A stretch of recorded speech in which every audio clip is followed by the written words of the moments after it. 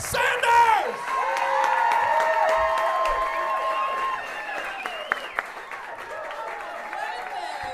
Keep it up for Leon, everybody, and everyone you've seen. Oh my God, you guys are amazing. I moved here from Ohio 2 years ago just for you guys. I found out all of you lived here and I followed you. And I'm so thrilled I did. Do we have any visitors tonight? Are we all, some visitors? Nice, perfect. I love talking to visitors because I moved here just 2 years ago. So when I first moved to New Orleans, I would play this game that's really fun to play when you're visiting. Okay, it's called, is that guy a fucking weirdo or is that normal here? It's hard to play when you are here and you're not from here. It's especially hard like around Mardi Gras, it's kind of tricky, or like on weekends or weekdays or all the time. The first month of living here, I got made fun of by a man on the back of a tandem bicycle. He's on the back. I always wear a bike helmet, okay? So I always wear a bike, not like always, just when I ride a bike. I wear a bike helmet. I didn't like just take a helmet off at the back of the bar. I'm like, just be brave, Laura. Be brave and don't fall down. When I ride a bike, I wear a bike helmet, and I was wearing a bike helmet on my bike when a man rode by me, and ride is a strong word, because again, he was on the back of a tandem bicycle. So this man coasted by me on another man's effort. And all that energy he saved from not pedaling gave him enough energy to scream in my face, "Look at this rule follower." I was like, who are the bullies in this town? It's him? I didn't know. Because when I first moved here, I moved right in next to just like your classic old school drug dealer house, okay? And I left, that morning I had left my house, and some of the guys hanging outside of the house were like, "Hey." And I got really nervous, and I turned around in my little helmet, and they were like, "Safety first."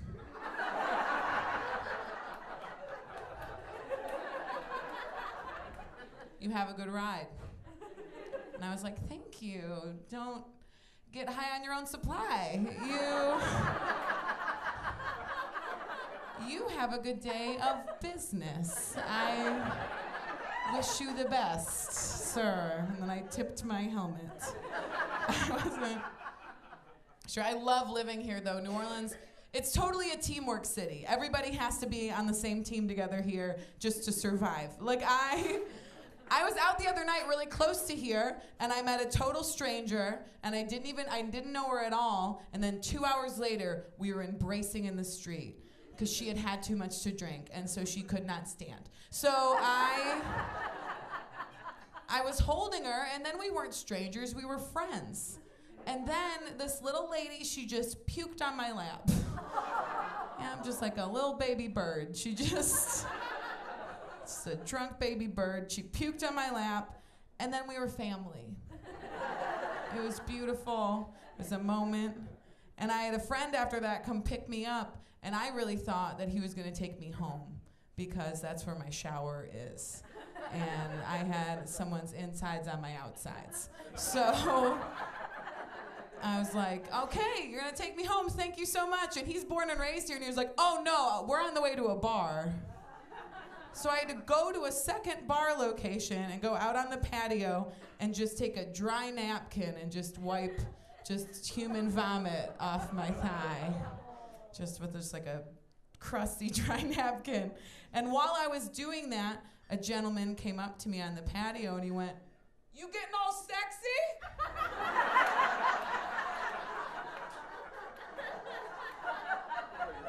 In case you guys are wondering if I still got it, I do. I do still got it.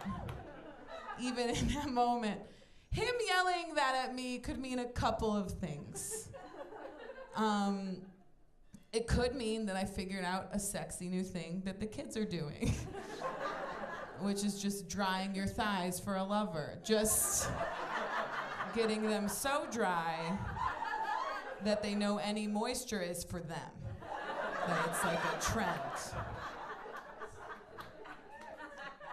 I don't know.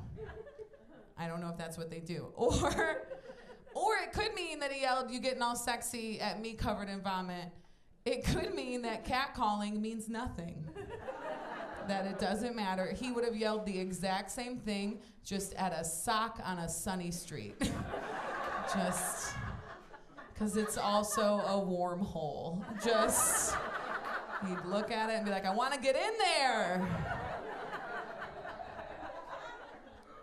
I don't know. I normally know how to deal with catcalling. That time I just said, "This is vomit," and that worked pretty well. I normally know how to deal with it. I've been thrown for a loop before. I had a situation recently. This is what happened. Okay, to be fair to the guy who said something to me, I was wearing yoga pants outside. So the whole story is I was wearing yoga pants outside and I was cleaning out my car. I drive a 2001 Toyota Camry, and if you're not familiar with that model, when it rains outside, a feature of that model is that it also rains inside the car. It's like just full of holes. And so I was cleaning what you might call like armfuls of just wet trash out of my Camry, wearing the yoga pants. So you know that look that women have, right? Like out on the street where they're just like wearing tight yoga pants, and they just have like 2 big armfuls of wet trash. And they're just like holding the wet trash, and it's hot outside and the steam's rising up the trash, and like you don't know where their body ends and the trash begins. And you know, it's just like that look where it's like, why aren't we fucking? Just like the steamy trash look. So I was rocking that like very hard. Very hard. And as I was rocking that, a neighbor walked behind me and he just went, "You're too fine to be a white girl." What do I say back to him? What do I say as a very, very white girl in 2017 to a man who says that to me? I can't just be like, "Thank you. You're also more sexually attractive than your race should allow. That's good for us." Can't do that. But I can't get like too mad at him either. I can't just like in the middle of New Orleans just be like, "White women are amazing," while holding trash. Just literally, just like a drawing of white trash. Just defending it. So I can't do that either. So I feel like, okay, let me know if you think this was the appropriate response. I paused and I turned and I just went, "Happy 4th of July." Is that right? I think so. He said "Happy 4th of July" back. It was not the 4th of July. So I think people just love holidays. I think we were just down to celebrate. So I think I'm gonna use that in the future. I live with my boyfriend here, and his niece will come down sometimes to party. My boyfriend's niece will come visit us, which I do not like at all. She's actually really cool. I just don't like that every time that my boyfriend's niece comes to visit, I am reminded that I am an uncle's girlfriend. That's a gross thing to be in life. That is a horrible title for a human being. Like it's so gross. It's so like, if you're married to an uncle, you have a real title. You're an aunt, right? Or like an aunt if you're nasty. Like you have like a fun, sexy name. But uncle's girlfriend is just like, "Hey, you know the guy that's the creepiest in my family? The uncle? This is the woman that he won't commit to." And I'm just there at family events. No one ever starts a sentence with my uncle's girlfriend and ends that sentence with success. It's never ever like, oh my God, my uncle's girlfriend just got a promotion. It's great. It's always like, my uncle's girlfriend just got a DUI. That's what uncle's girlfriends get. It's not classy. I'm trying to be a better person. I'm trying to read the news more, being like more aware. The problem is I just look at it on my phone in the morning. Do all of you do that? Such a dumb idea. So bad. Because your brain in the morning is just like a brand new baby. It's just like every morning you have a new brain baby to wake up. And every morning I shake that baby awake and I shove a phone in its face and I make it look at the news and I make it look at my bank account. Those are the two things. So every morning it's like, wake up, baby, the world is shit. And you're too broke to do anything about it. Plus, that early in the morning, they don't have any information for you, really. Like, the news cycle is so 24-hour that when you're first reading about breaking news, it's just like a headline and nothing else. Like, this past summer, it was this horrible situation where a guy shot into a congressional baseball practice. Like, I don't know if you remember it. There's been about 5 shootings since. But this guy shot into a congressional baseball practice. It happened in the morning, so they had no information when I was looking at my phone. And so all they said on the phone, it was like, we really don't know much about the shooting right now. All we know is that the shooter was white and he was chubby.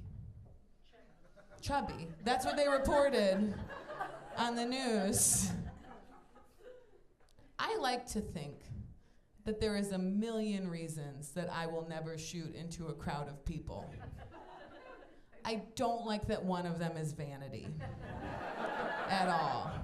I don't want to be reported that way on the news. That's like number one reason that I don't want the news to be like, I don't know, it's crazy out there. We really don't know much. It was a white woman, real unfuckable. That's all we know at this point.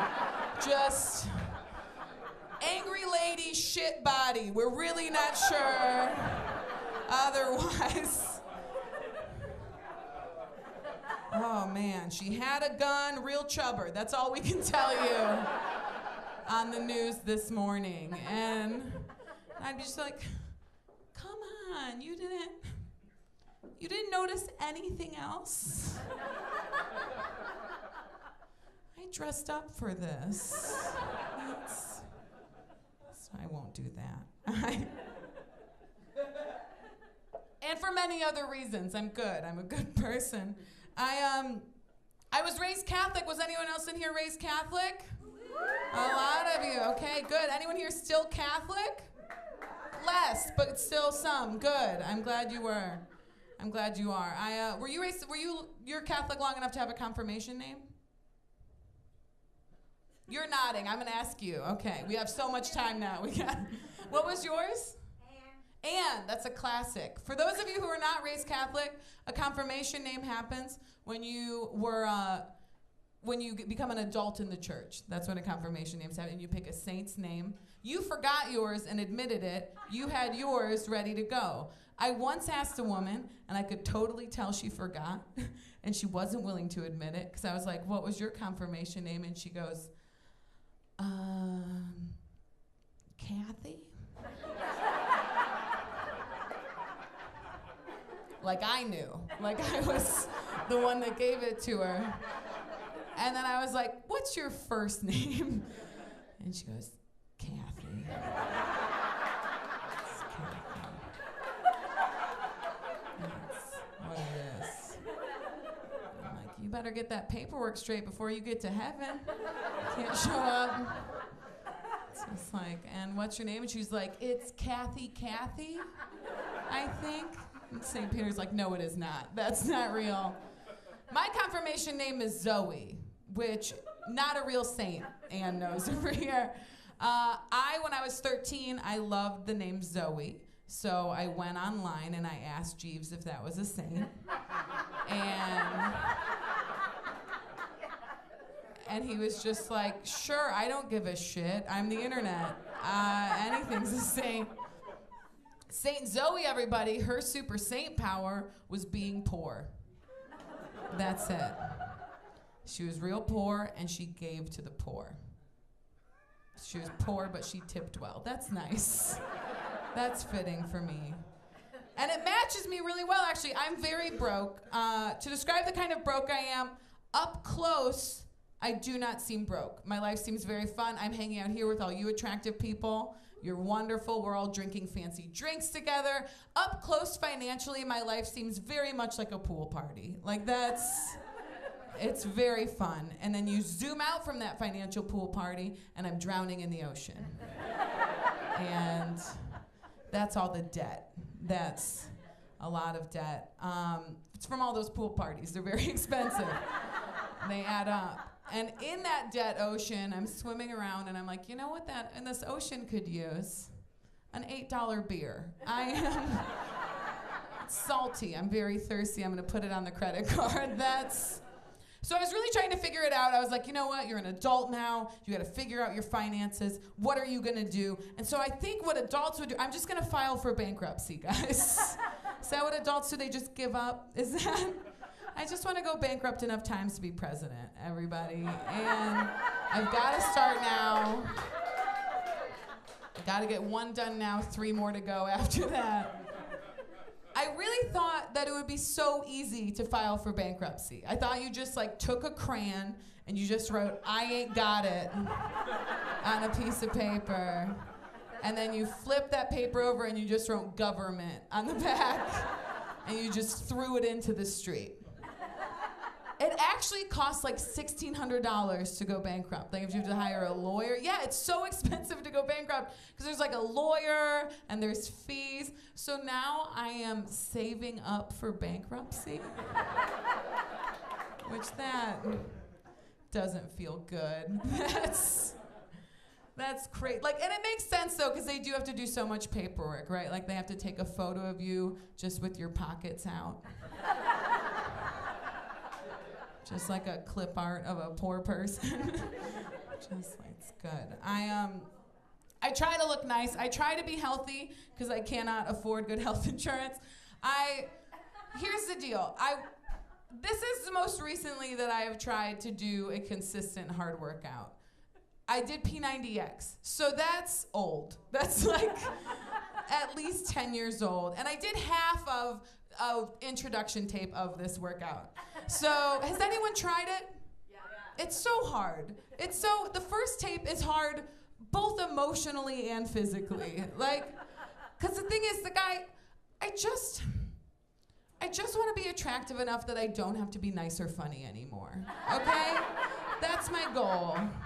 I'm tired. I don't want to be up here. I just want to be rich and cute. But I have to do this tape. And I'm looking at this guy, and halfway through the first intro tape, this guy goes, you can do this because you're an animal, and I love you. That's too much. That is too much for a first date, and we are supposed to be workout colleagues for 90 days. He drops the L word day 1, and then we're supposed to hang out 89 more days together. And I'm not ready for that commitment. Day 45, he's gonna be like, you can do this because you're an animal, and I quit my job for you. I just want to be with you, Laura. I'll move anywhere with you. Why do your parents hate me? And day 90 is just if you don't keep working out, I'm gonna kill myself. I'm just this is too much.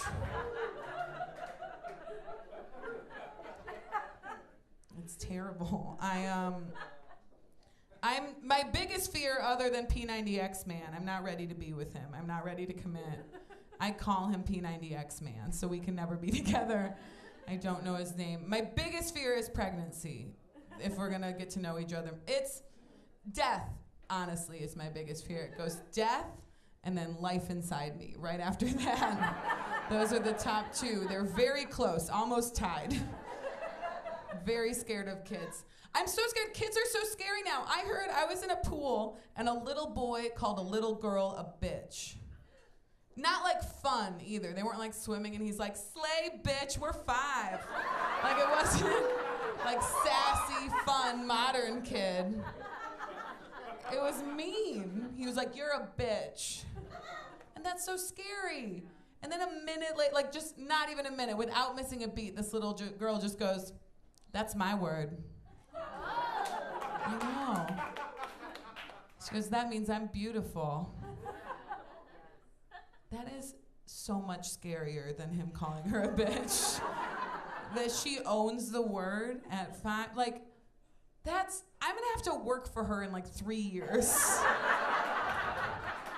She's gonna be my boss. I'm gonna have to bring her coffee when she's 8 and just be like, "Slay, Michaela, you got this. I'm your intern. That's what we're doing." I try to be nice. I really try to be a sweet person because I couldn't finish P90X, so I have to be very nice. I try to be sweet. The only time I'm not nice is when I'm on my period. I'm not nice then. I'll tell you all that now. I think we're hitting it off. We might hang out for 30 days starting now. And so if we do, I'll be mean somewhere in there. I get especially mean when someone calls a period that time of the month. That's when I get the meanest. Because it's never, ever a doctor saying that. A doctor's never like, "Is it that time of the month? Real shitty," you know? It's always a man calling a woman unreasonable whenever it's called that. And I wonder, like, has it ever worked in an argument? Have a man and a woman ever been fighting and he's like, "You're always twisting my words around," and she's like, "Oh, that's because you're full of shit," and he's like, "Oh, must be that time of the month." She's like, "You know what?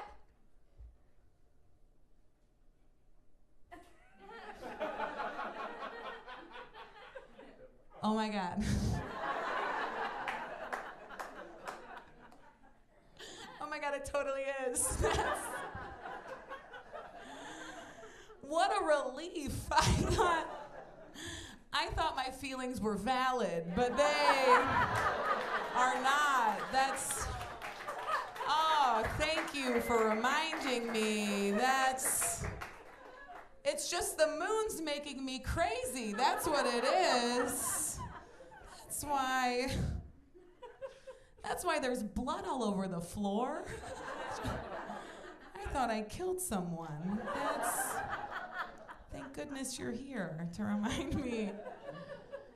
My go-to line whenever I have my period, I yell in my boyfriend's face. I go, "You don't even know what I'm going through." Which kind of works, except we've been together for over 8 years. So he's heard that 102 times. So this last time, he was just like, "What? Like, what is happening with you right now? What physically, what medically is happening to your body right now? Can you let me know so I can understand you better?" Which is so sweet. Except it made me realize that, like, I hadn't done the research. I was like, "Oh, you called me on my bluff. This is a little embarrassing." So I had to just wing it. I was like, "Oh, I'll tell you exactly what's going on, mister. It's blood. I know that much. That's one. And eggs, unegg, eggs, many eggs. 13 baker's dozen of eggs and a lot of blood. It's a Quentin Tarantino film in a diner, basically once a month." That's what but because I was raised Catholic, eventually I was just like, it's actually just God crying blood because I'm not pregnant yet. I haven't made enough followers. I need to. I'm so scared of pregnancy. When I was 21, I took 4 pregnancy tests in a row. I just did the whole box. They were all negative. I just kept doing them. I was just chain smoking fear at that point. I was just like, another one. That was when I was 21. And then when I was 23, I lost my virginity. That's how scared I was. You gotta watch out for that immaculate conception. You have to be very careful. I do hope that if God knocks me up, that he lets me know. That it's not just a mystery. That I think there's a lot of opportunities with modern medicine. Like a pregnancy test now, if you end up being pregnant, it has just a little plus sign on it. That's like the sign that you're pregnant. And if God chose you to raise his son, it should just extend down into a little cross. Just like a little hint that's just like, "Hey girl, It's me. Nobody's gonna believe you. But here we are. I always think I'm pregnant all the time because I go online to check if I'm pregnant. Has anyone tried that? They'll say yes. If you go online to check if you're pregnant, you should just type in bitchyoupregnant.com because everything will tell you are. A chicken recipe will tell you that you're pregnant if you're worried about it. It's so scary. Like, I once thought I was pregnant because I drank too much grapefruit soda. That's how deep it got. I don't know if any of you have heard this, like, grapefruit interacts with birth control. Yeah, they say that. And by they, I just mean like a deep cut of Yahoo Answers message boards. That's the they in this story. Like, Debbie Loves Cats 72 is just like, oh, grapefruit, don't fuck with grapefruit. That's how I had Tommy. And I hate Tommy. No, I have to email my doctor like, I've been on a real Fresca kick. Am I with child? She's just like, get off the internet. What are you doing? I don't have any kids, but I still like to do things that kids do. Not drink beer, that's bad, kids. I just was thirsty. I will take myself, I'll take myself on a field trip. I'll take myself to an aquarium all by myself, pack up the juice boxes, pack up the fruit snacks, all for Laura. Don't have kids, don't have to share them. It's perfect. I highly suggest it. If you're an adult, you should absolutely go. It's perfect, except you find out a lot about yourself as a 31-year-old woman alone at an aquarium on a Tuesday. Like, I found out recently exactly how long I can stare at a couple with a baby before they hold it tighter. Yeah. Like, I'm gonna steal it. Because when I was a teenager, you can stare at babies all day long, right? You can stare at a baby and then someone looks back at you and they're like, oh my God, that's so sweet. This young teenager wants kids someday. That's so nice. But now I'm 31 and alone, just sucking on a juice box. Just across the aquarium lobby. And they're like, oh no. She wants our kid today. This is just, and once someone thinks that you're gonna steal their baby, it is very hard to convince them otherwise, guys. I'll tell you that much. It's really tricky because you have to bring it up. They won't confront you, so you have to yell at a stranger, I'm not gonna steal your baby. Jeez. Can I just hold her? I just want to hold her. I took myself to an amusement park recently in Cedar Point. That was my most recent adult field trip. Yeah, Cedar Point, America's Roller Coaster. They're sponsoring this show. They're great. I was in line for a roller coaster. It's up in Ohio, and I was in line for a roller coaster, and I was talking to a woman. She had two 10-year-old girls with her. They're old enough to run. She wasn't afraid of me. And so we were chatting. She felt safe. So we were chatting, while we waited for this ride in line. And then she's like, oh, where do you live? And I'm like, oh, I live in New Orleans. And she goes, oh, New Orleans. And have you ever seen a woman just look into the past? And she stayed there for a good 30 seconds. And then she just went, adult fun. And then she looked at her two daughters, and she looked back into the past. And I had to just be like, please don't leave your kids with me. I can't. I'm not responsible enough, and I only brought enough juice boxes for one adult. I will not share with them. That is not acceptable to me. I love this. Thank you guys again so much for coming out tonight. I've had so much fun. I love it when comedy can be my job. That's so much better than so many jobs. When I was a teenager, I delivered pizza. That is not as fun as this. It's actually a little scary. When I was a teenage girl, I was a pizza delivery driver for 2 years, and it was spooky because, like, I don't know if you know this, when you're a teenage girl and you're delivering pizza to people's houses, you are also delivering your whole body.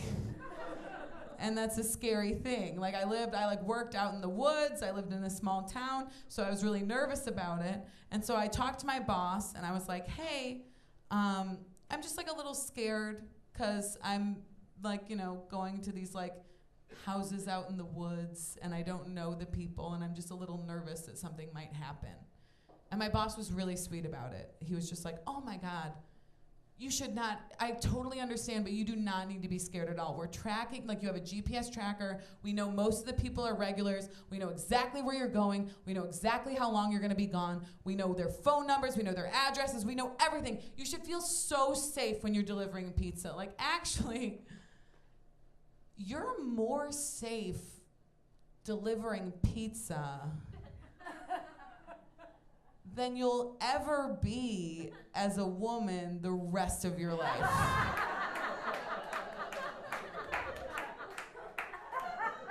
So, feel better about delivering pizza. It felt very much like I was like, hey boss, I'm really nervous about that haunted house over there. I'm very nervous to go inside of it. And he's like, oh my God, don't be scared of that haunted house. You died 31 years ago. That's it. You guys have been so fantastic. Thank you so much.